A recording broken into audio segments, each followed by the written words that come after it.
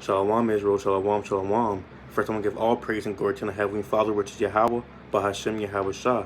Yahweh being the Heavenly Father, and Yahweh Shah being the Son. First, I'm going to give all praises to Adam Abbott. I'm going to put his link in the channel because he brought me into this truth. Adam Abbott and Cold Cuts, WFI of Israel, Watchmen for Israel, right? But today's topic is going to be about enduring in these last days. You got to endure. Satan's working overtime right now to sift us out. It's 11:59. You got to make that buzzer beater. Are you going to miss, or are you going to make it, right? You're going to fold, or you're going to make it to the kingdom. Are you going to give in to that last one, sin, or are you going to make it? You got to put that old man off and flee from them temptations, right? So let's get this. Let's get the first verse. This Colossians chapter 3 and verse 9. Salaki. Lie not one to another, seeing that ye have put off the old man with his deeds. So what's that old man? That old man is you, but the wicked you. That wicked you is, smoking weed, committing adultery, being effeminate, things of that nature. Just building up sin, right? So let's keep on. Verse 10. And have put on the new man. So what's that new man? Let's keep reading. We're just renewed in knowledge after the image of him that created him. So you got to be renewed in that knowledge, right? You got to keep the law, statutes, and commandments, right? Put off that old man. Put off those wicked deeds that you used to do all the time in the world. You got to come out from that world and keep the law, statutes, and commandments, right? That's what it means to be that old man, that new man. That old man used to smoke weed, but that new man doesn't. He sees weed and he's disgusted with it, right? He sees a woman trying to entice him. He departs from that, right? This is like a boxing. It's like a boxing ring, right? The devil's gonna try to tempt you and everything. He gonna throw the first punch. You gotta weave, man, right? Or you might have to throw the first punch. Or you feel him getting close to you. You feel kind of threatened. You gotta throw that 1-2 and weave, right? This is all like it's a boxing match right now with the spirit and the spirits and everything, right? Now let's get Matthew. So this is going to be the first punch right here. The first punch is going to be Matthew chapter 10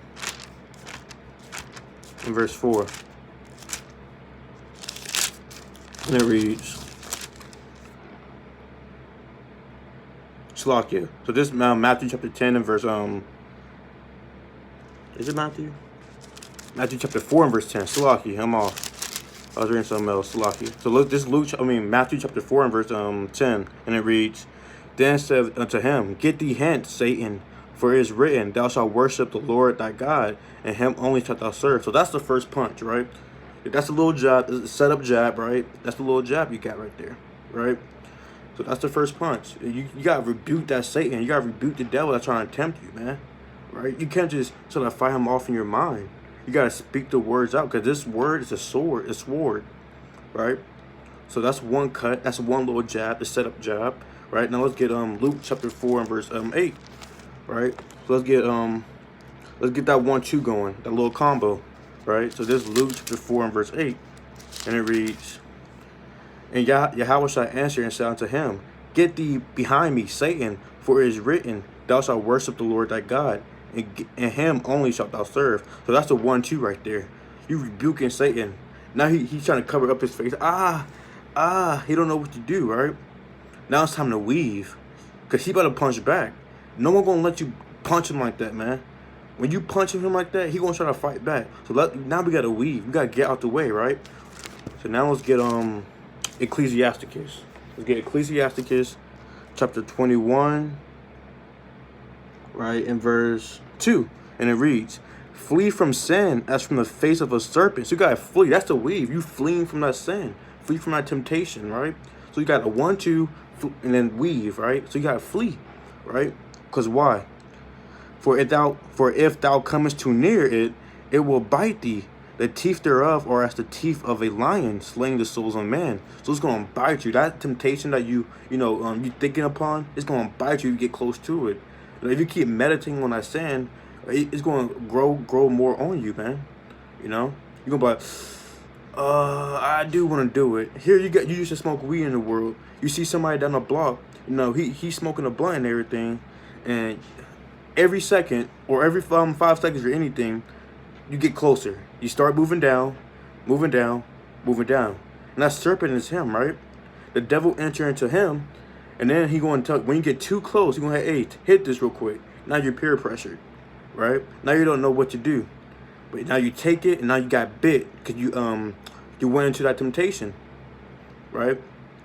So you gotta flee from temptation. Remember, 1, 2, flee. 1, 2, weave. Salaki. But at the same time, it's the same thing. So Lord willing, it was edifying. Quick lesson: endure. You gotta endure, or you're gonna get caught up. Let me get one more actually. So this is Luke chapter 4 and verse 13. Let's get one more. Salaki. Look at this, Luke chapter 4 and verse 13, and it reads.